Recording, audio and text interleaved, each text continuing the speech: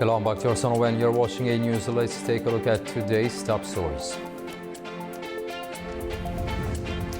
UK Prime Minister Keir Starmer says former Prince Andrew should testify after new documents reveal Epstein links. Israeli airstrikes across Gaza killed at least 32 people as the Rafah border with Egypt reopened after 2 years. And Iran's top security official says talks with the United States are progressing as both sides take steps to avoid military conflict.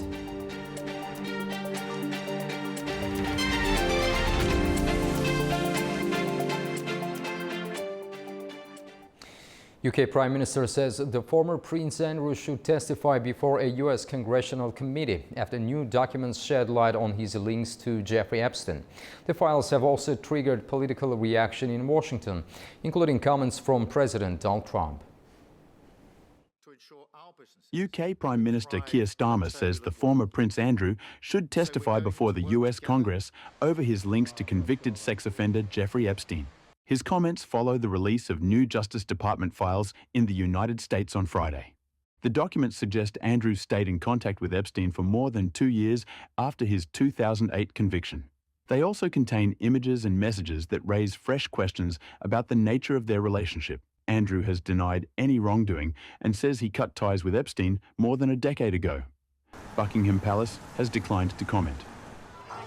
The file release has also drawn a response from President Donald Trump. He says the material clears him of any wrongdoing and claims it undermines attempts to damage him politically. Well, they should be, because it looked like this guy Wolf, who's a writer, was conspiring with Epstein to do harm to me.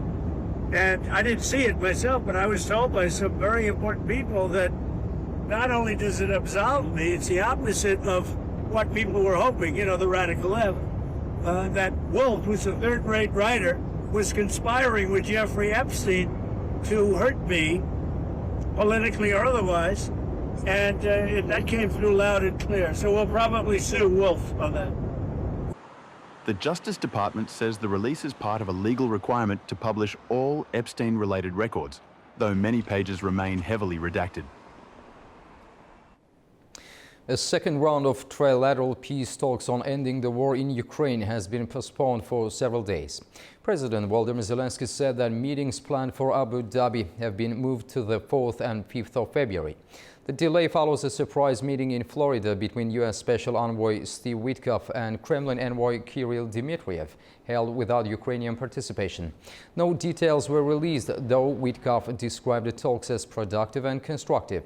Zelensky said Ukraine remains in regular contact with Washington and is waiting for further details from the U.S. side. The first round of talks took place in Abu Dhabi in late January, marking the most visible progress so far in U.S.-led efforts to stop the war. Freezing temperatures and power cuts are forcing Kiev residents to rely on emergency heating centers as Ukraine braces for one of the coldest stretches of winter. At the same time, a fragile U.S.-backed pause in attacks on energy infrastructure is offering brief relief. As freezing temperatures grip Ukraine's capital, Kyiv residents have been seeking shelter at emergency heating points set up across the city to help people cope with power cuts and extreme cold. In the Desnyansky district, a school heated by a mobile boiler became a refuge. Volunteers handed out hot meals to long lines of people, including railway workers brought in from the eastern town of Kupiansk to help repair damaged infrastructure. We came to help the city of Kyiv. We are restoring water supply, heating networks. In short, we are doing auxiliary work on heating communications.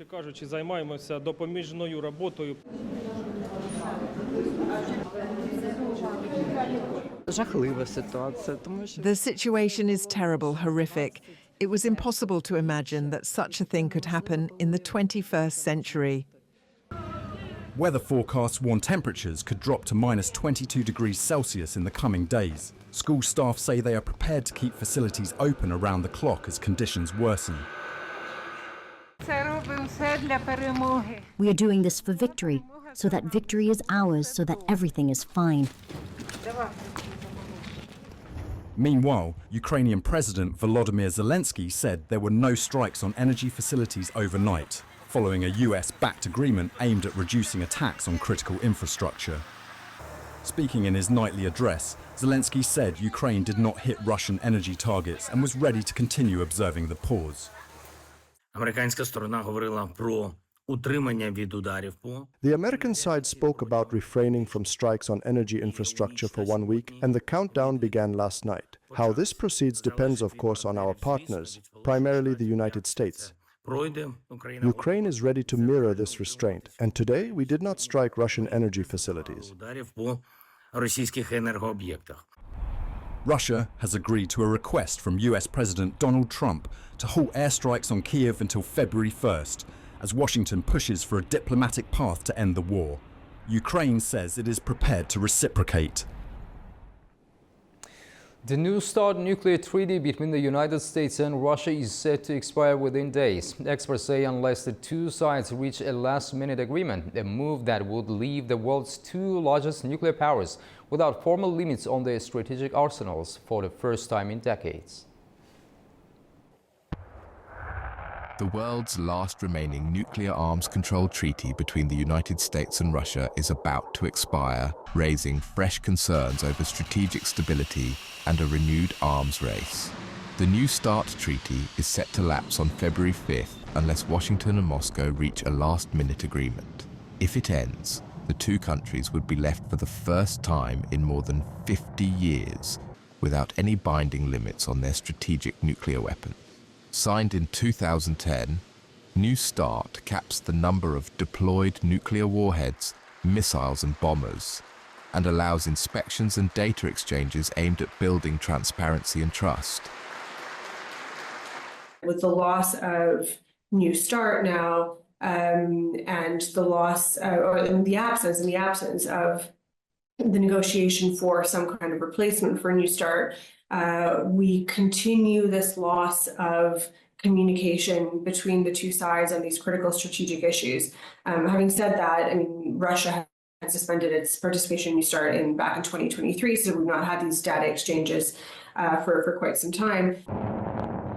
That loss of communication matters. Without inspections or verified data, both sides are left relying on assumptions, increasing mistrust and the risk of miscalculation.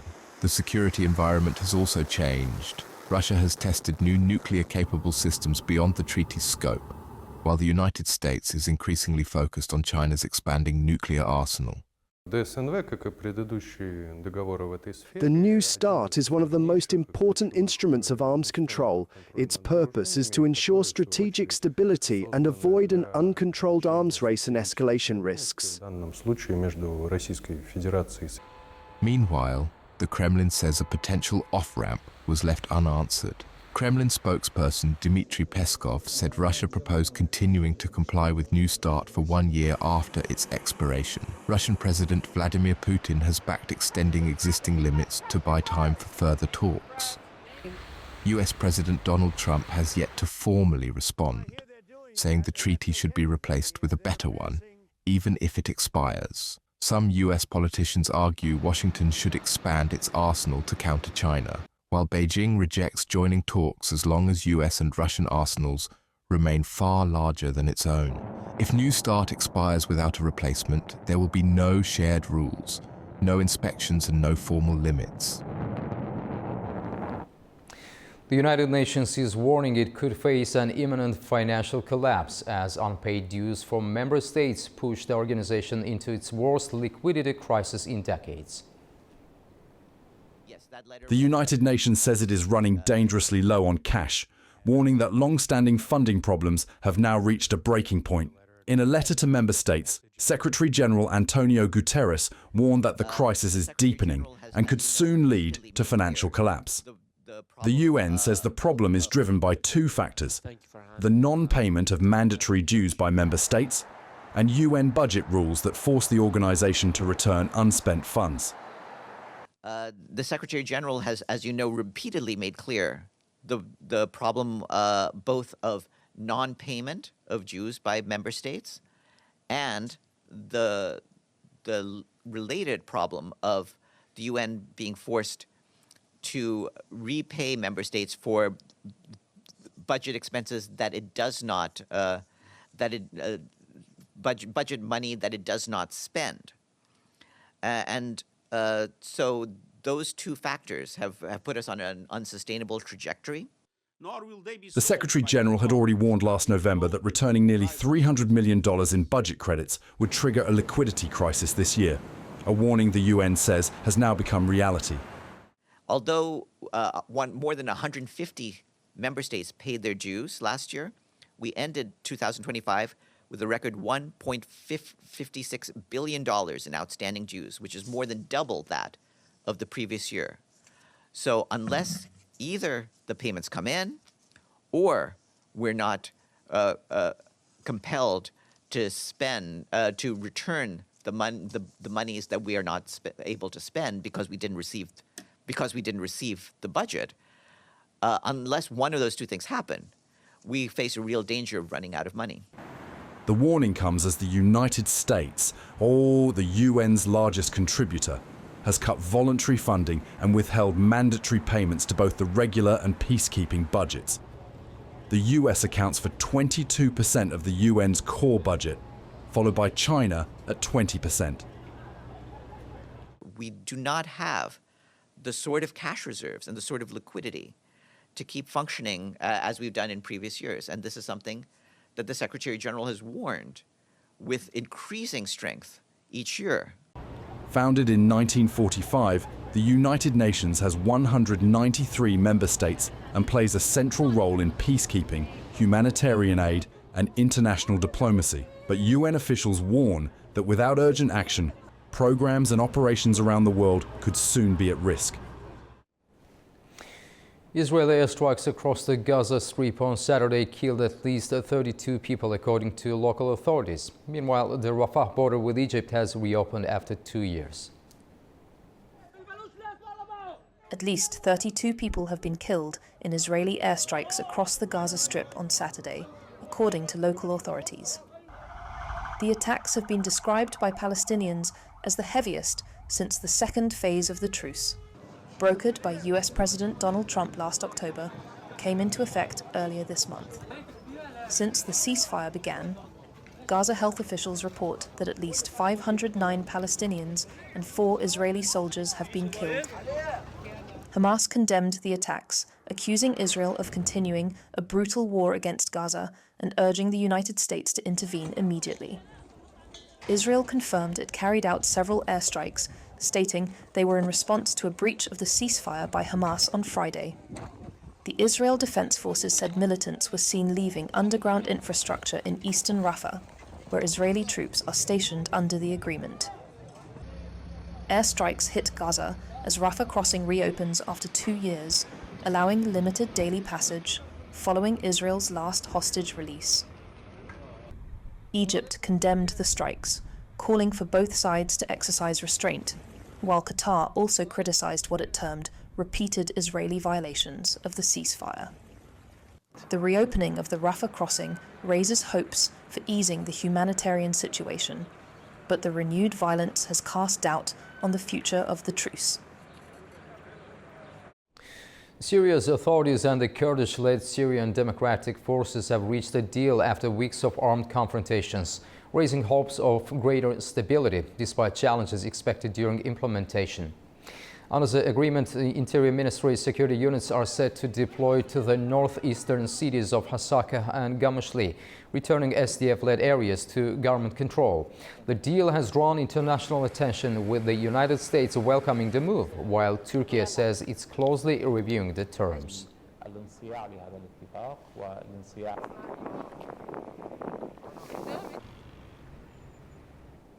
On the latest update on protests in Minneapolis, President Donald Trump has ordered federal authorities not to engage unless local officials request help or buildings are threatened. The move comes after weeks of unrest over federal immigration raids and the fatal shootings of 2 civilians, sparking widespread demonstrations across the city. US President Donald Trump has ordered on Saturday that the Department of Homeland Security not to intervene in protests in democratic-run cities unless local authorities request federal assistance or federal property is under threat. He made the remarks on his social media. The move follows weeks of unrest in Minnesota, triggered by a major deployment of immigration enforcement officers and the fatal shootings of two civilians, Rene Good and Alex Pretty, by federal agents. Despite his new order, Trump stressed that ICE and Border Patrol will firmly defend federal buildings, saying courthouses and government property would not be allowed to suffer any damage. Officials claim the officers acted in self-defense, but bystander video has cast doubt on their account. Minnesota officials had been calling for an end to the federal immigration crackdown through January, but on Saturday a federal judge rejected their bid to pause the operation. Protests have since spread, with activists closely monitoring immigration raids in Minneapolis and surrounding areas. In Washington, hundreds of residents braved bitter cold on Saturday to march against federal immigration enforcement and the recent fatal shootings by U.S. immigration agents in Minnesota. Protesters voiced their anger at ICE's actions, calling for agents to leave communities and chanting slogans against the agency. And now we'll take a look at the major stories from the region.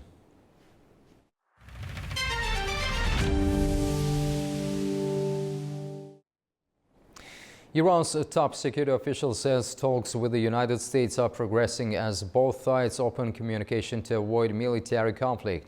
This follows President Donald Trump saying Saturday that Iran is seriously talking with the United States amid rising tensions.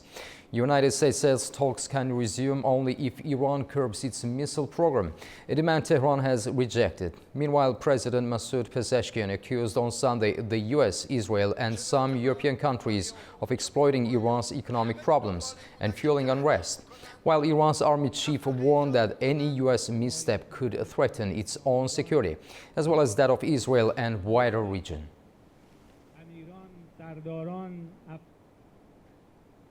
As tensions rise between Iran and the United States, Iranian residents have criticized the American military buildup in the Middle East, saying Washington is doing it all for its own benefit and warning it only increases regional instability.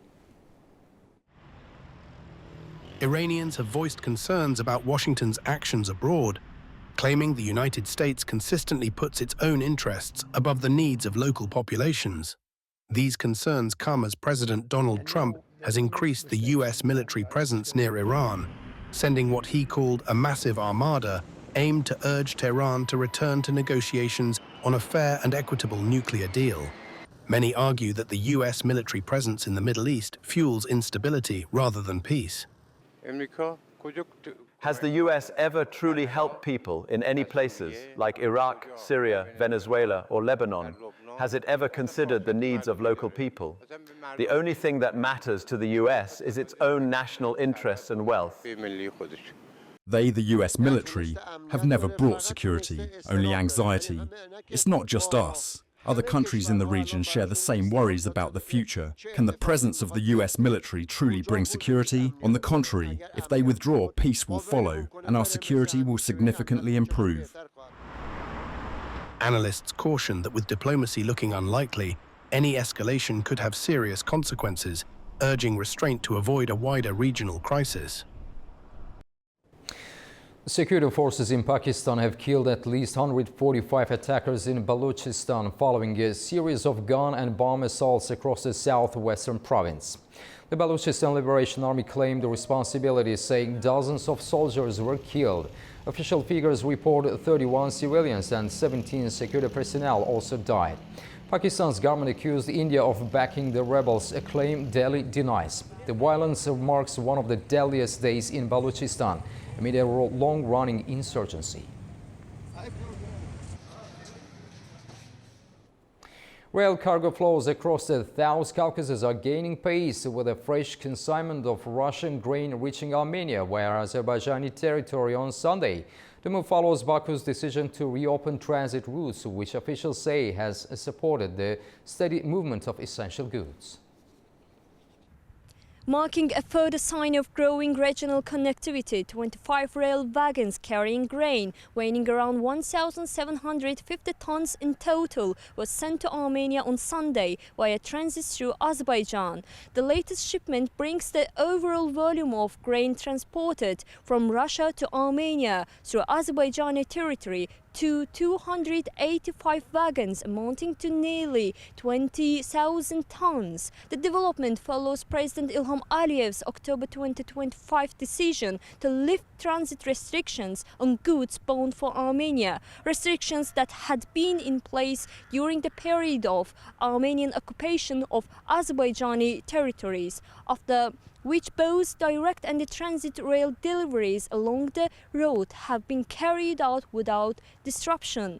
Alongside the grain shipments, Azerbaijan's state oil company SOKAR has also delivered several rail shipments of fuel to Armenia in recent weeks, including petrol and diesel. As Armenia's Prime Minister Nikol Pashinyan says, diesel prices in the country have fallen following the establishment of peace with Azerbaijan. The climate across Central Asia is worsening, with rising drought, desertification and extreme weather increasingly affecting daily life. As new data from Tajikistan highlights a sharp increase in dust storms across the region. Our correspondent has more from Tashkent. Climate change is accelerating environmental pressure across Central Asia, with shrinking water resources, land degradation and desertification reshaping the region's climate patterns. According to the United Nations, more than 38% of the region's land is now affected by drought, reducing vegetation and allowing dust and sand to spread more easily. Experts also point to poor land and water management, as well as the drying of the Aral Sea, which continues to release salt and dust into the atmosphere. The trend is clearly visible in Tajikistan, where officials recorded 63 dust storms last year, lasting a combined 216 days. Most storms originate from deserts in North Africa and the Middle East and are carried into Central Asia by cyclones. Storm frequency has increased more than tenfold over the past 3 decades. Environmental organizations warn the situation could worsen without stronger regional coordination. The United Nations Convention to Combat Desertification says land degradation, unsustainable irrigation, and rapid construction without green infrastructure are accelerating dust formation.